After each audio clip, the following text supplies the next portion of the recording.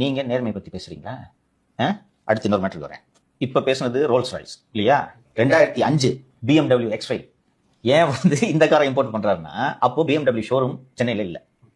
அதனால அதை இம்போர்ட் பண்ணிட்டு 2005 வரி கட்ட மாட்டேன்னு கோர்ட்டுக்கு போறாரு. வரி கட்டாம ரொம்ப நாள் யூஸ் பண்ணிடுறாரு காரை. சரியா? அதற்கு பிறகு வணிக வரித்துறை 8 லட்சம் ரூபாய் வரி மற்றும் 30 லட்சம் ரூபாய் அபராதம் விதிக்கிறது. அதே எதிர்த்து கோர்ட்டுக்கு போறாரு. அப்போ கோர்ட் என்ன பண்ணுது, அபராதத்தை 2019 மட்டும் வாங்கிக்கங்க அப்படின்னு சொல்லுது. தம்பி, இந்த 8 லட்சமோ அந்த அதுக்கு ஒரு எவ்வளவு டாக்ஸ்னு தெரியல. இருக்கு அந்த ரோல்ஸ் ராய்ஸ் கார் வாங்குறவங்களுக்கு என்ன சில பல கோடிலாம் பெரிய விஷயமா?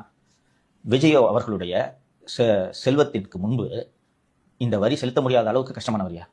பாக்கெட் மணி மாதிரி கொடுத்துருவாரு இல்லைங்களா? அவரு வக்கீல் கொடுக்குற காசை வரி கட்டிட்டு போயிருக்கலாமே சார். இதைத்தான் நீதிபதி 1 லட்ச ரூபாய் அபராதம் விதிச்சு சொல்றாரு. 9 வருஷம் கழிச்சு அவருக்கு தெரியும், யாராவது சீனியர் கவுன்சில் ஆர்கியூ பண்ணிருப்பாங்க. இந்த சீனியர் கவுன்சிலுக்கு என்ன ஃபீஸ்ன்னு தெரியும், ஜட்ஜுக்கு தெரியும். இதுக்கு இவ்வளவு செலவு பண்ணிட்டு நீ வரியை கட்டிருக்கலாம்ல. அதுக்கு தான் இவ்வளவு ரிமார்க்ஸ். நீங்க நேர்மையை பத்தி பேசலாமா? கட்டிட்டாரா இல்லையா? அதுக்கு எதுக்கே கோர்ட்டுக்கு போற? எப்போ ஒரு கார் வெளிநாட்டுல இருந்து எடுத்துட்டு வரையா, வந்து ரெஜிஸ்ட்ரேஷன் ஆஃபீஸ்க்கு போறியா, சார் இதுக்கு என்டி டாக்ஸ் கட்டணும் சார், இவ்வளவு டாக்ஸ்னா கட்டுங்கப்பா, புடிச்சா அது எடுத்து கோர்ட்டுக்கு போறீங்க. சரி, நீதிமன்றத்தில் கட்டானான்னு சொல்லி சொல்லுவாங்க அப்படின்ற கணிப்பு இருக்கு. இதான் உங்க நேர்மை, ரைட்டா? அடுத்த கார் கேஸுக்கு வரேன். என்ன சார், BMW X5 ரெண்டு கார் தான் BMW X5. அந்த காருக்கும் வரி அபராதம் அது குறைக்கப்படுகிறது, ரைட்டா? அடுத்தது சமீபத்தில் கூட இந்த வழக்கு விசாரணைக்கு வந்திருக்கிறது, நிலுவையில் இருக்கிறது. சரியா? விஜய் அவர்கள் ஊழல் காசு ஒரு காசு கூட தொட மாட்டேன்னு சொன்னாரு. 2015 செப்டம்பர் 30 அன்று திரு விஜய் அவர்களின் வீடு, அலுவலகம் எல்லா இடங்களிலும் வருமான வரித்துறை அதிகாரிகள் சோதனை நடத்துகிறார்கள். அப்போது புலி படத்தை தயாரித்த PT செல்வகுமார் மற்றும் ஷிபு ஆகியோரின் SKT ஸ்டுடியோஸ் என்ற நிறுவனத்திடமிருந்து 4.93 கோடி ரூபாய் ரொக்கமாக விஜய் வாங்கி இருக்கிறார் என்பதை வருமான வரித்துறை அதிகாரிகள் கண்டுபிடிக்கிறார்கள். இதை எடுத்துக்கிட்டு நேராக போய் அந்த SKT ஸ்டுடியோஸ் இருக்குல்ல, அவங்க கிட்ட கொடுத்து ஸ்டேட்மெண்ட் வாங்கினா, ஆமா சார் ஒரு 5 ரூபாய் கேஷா கொடுன்னு கேட்டார், கொடுத்துட்டேன்.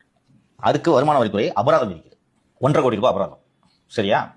அபராதம் வச்சுன்னா விஜய் கேட்கறாங்க, நீங்க என்ன சொல்ல வரீங்க, இந்த மாதிரி 5 கோடி நீங்க வாங்கிருக்கீங்கன்னு சொல்றாங்களே அப்படின்னு சொன்ன உடனே விஜய், ஆமாங்க 4.93 கோடி இல்ல 5 கோடி கேஷ் வாங்கினேன் ஒத்துக்கிட்டாரு. நேர்மையான செய்யற செயலா அது? சொல்லுங்க.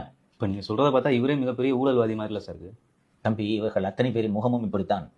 உங்கள் மீது ஏன் விமர்சனம் வருகிறது என்றால், யாரும் ஊழல் காசு ஒத்த காசு தர மாட்டேன்னு பஞ்ச் டயலாக் பேசல, நீங்க தான் பேசுனீங்க. அதிமுக ஊழல் கட்சி, திமுக ஊழல் கட்சி, ஊழல் கரைப்படியாத கட்சி தாவேக்கன்னு நீங்க தான் சொல்றீங்க. சொல்லும் போது பக்கத்துல செங்கோட்டையன் வச்சிருக்கீங்க. ஊழல் வழக்கில் தண்டிக்கப்பட்டவர் உண்டா இல்லையா? லாட்டரி காசு தான் கட்சி நடத்திட்டீங்க நீங்க. திருட்டு லாட்டரி, அனுமதிக்கப்பட்ட லாட்டரி விட்டு இந்த காசு வந்துருந்துச்சுன்னா நான் பேசவே மாட்டேன் தம்பி. வடகிழக்குல தான் இந்த லாட்டரி விற்பனை அதிக அளவு, அந்த மாநிலங்களுக்கு வருமானமே இதுதான். அந்த கவர்மெண்டே கேஸ் போடுதியா? 1 லட்சம் டிக்கெட் எங்க கிட்ட வரி கட்டிட்டு 10 லட்சம் டிக்கெட் அடிச்சு வித்துருக்காரு மார்டின்ன்றதான் புகாரே, தெரியுமா? அந்த காசுல தான் உங்க கட்சி நடக்குது. ஜான் ஆரோக்கியசாமிக்கு கொடுத்த 9 கோடி, இந்த விக்கிரவாண்டி மாநாட்டுக்கு ஏதோ ஒரு சில கோடி. இதை தவிர விஜய் இன்னைக்கு வரைக்கும் 10 பைசா எடுக்கல, தெரியுமா? எந்த காசுல நீங்க கட்சி நடத்திருக்கீங்க?